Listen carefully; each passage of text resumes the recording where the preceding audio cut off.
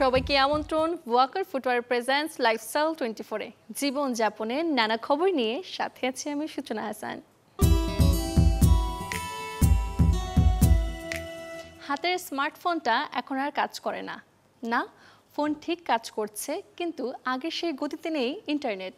সাধারণেরই যখন নেই আর হাতের মুঠোর পৃথিবী, তখন আইটি খাতের উদ্যোক্তাদের তো করুণ দশা।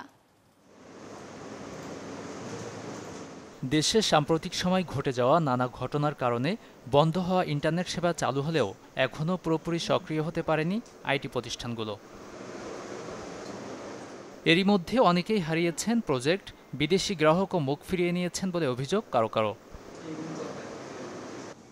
17 বছরের বেশি সময় ধরে সফটওয়্যার ইঞ্জিনিয়ার হিসেবে দেশ বিদেশে সেবা দিচ্ছেন আকিদুল ইসলাম। সাম্প্রতিক সময়ে ইন্টারনেট সংযোগ বিচ্ছিন্নতার কারণে আন্তর্জাতিক কয়েকটি মিটিং ক্যান্সেল হওয়ায় বেশ বেগ পোহাতে হয়েছে তার। লাস্ট যখন সিচুয়েশন কন্ট্রোলে আসলো, আমি যখন আমার জাপানিজ বসকে জানালাম যে এরকম টোটাল ব্ল্যাক আউট নেট, তো সেই ক্যান্সেলটা অর্ডারটা কিন্তু এখন আমার হ্যাঙ্গিং হয়ে আছে।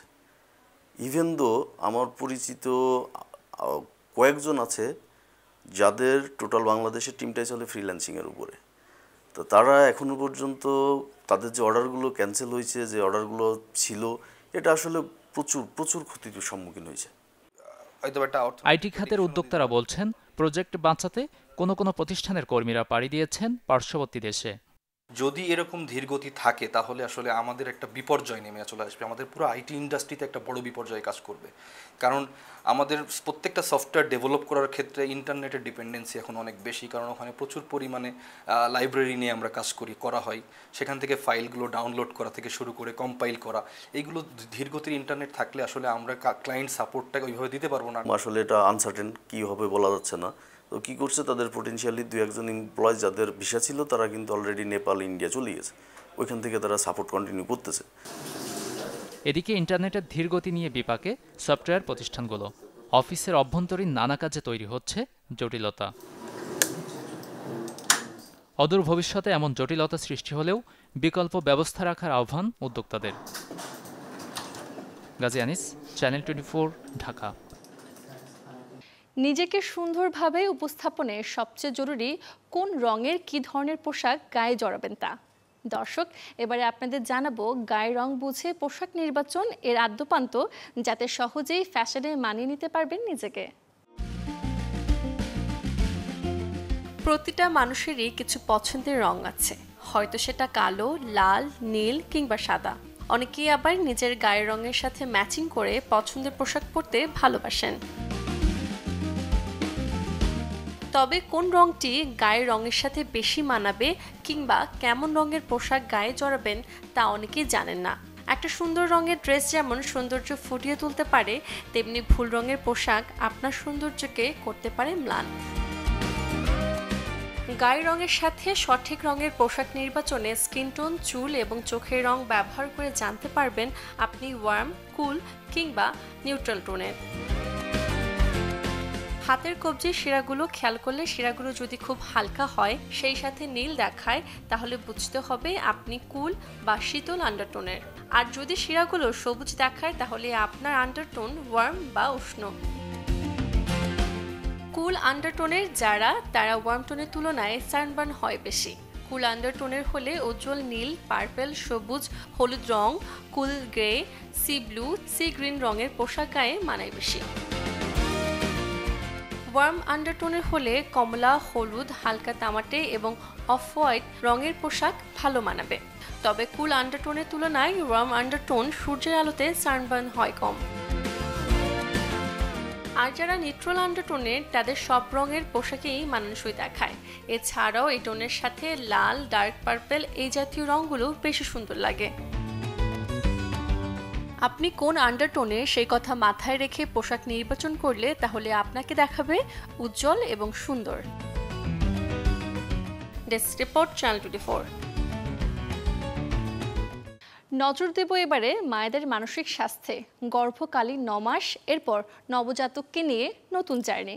এর সব কিছুতে শারীরিক পরিবর্তন আর জীবনযাপনের নতুন নিয়মে খাপ খাওয়াতে নতুন মায়েদের চাই বিশেষ যত্ন, যাতে দূরে থাকবে সব ধরনের ডিপ্রেশন, সুস্থ থাকবে মায়েদের মন।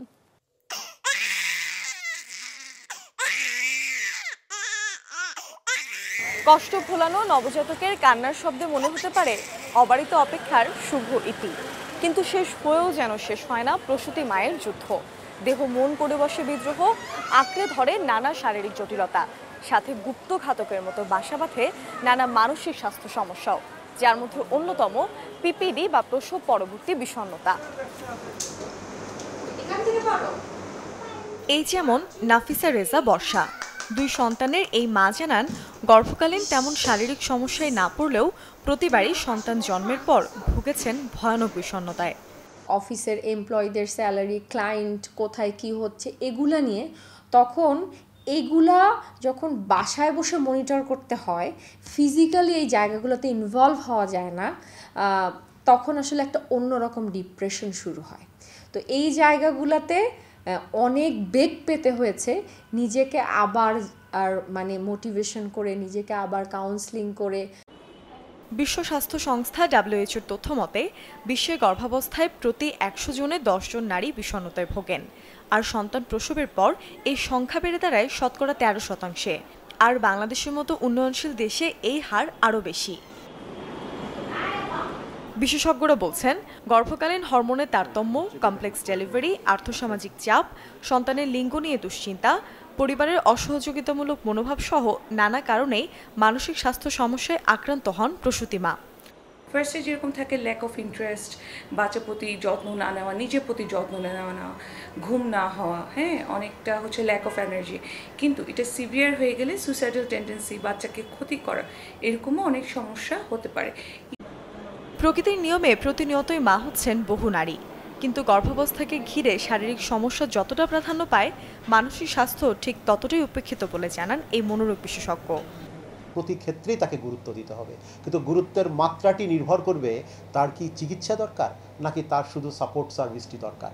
প্রত্যেকটি মায়ের জন্য পারিবারিক সাপোর্ট, সহায়তা, সামাজিক সাপোর্ট, সামাজিক সহায়তা এবং তার স্বামীর যে সাপোর্ট, তার পরিবারের সদস্যদের সাপোর্ট, সেটি খুব গুরুত্বপূর্ণ।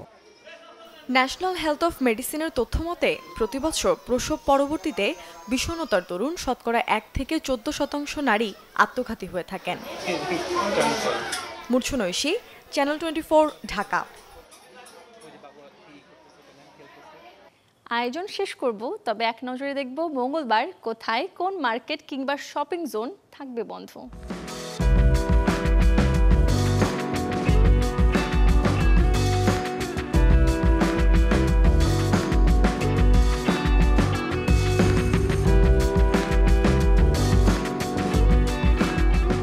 এই ছিল ওয়াকার ফুটওয়্যার প্রেজেন্টস লাইফস্টাইল 24-এর আজকের আয়োজন। জীবনযাপনের নানা খবরের সাথে দেখা হবে আগামীকাল। সে পর্যন্ত সবাই ভালো থাকুন, সুস্থ থাকুন, অবশ্যই চোখ রাখুন চ্যানেল 24 পর্দায়।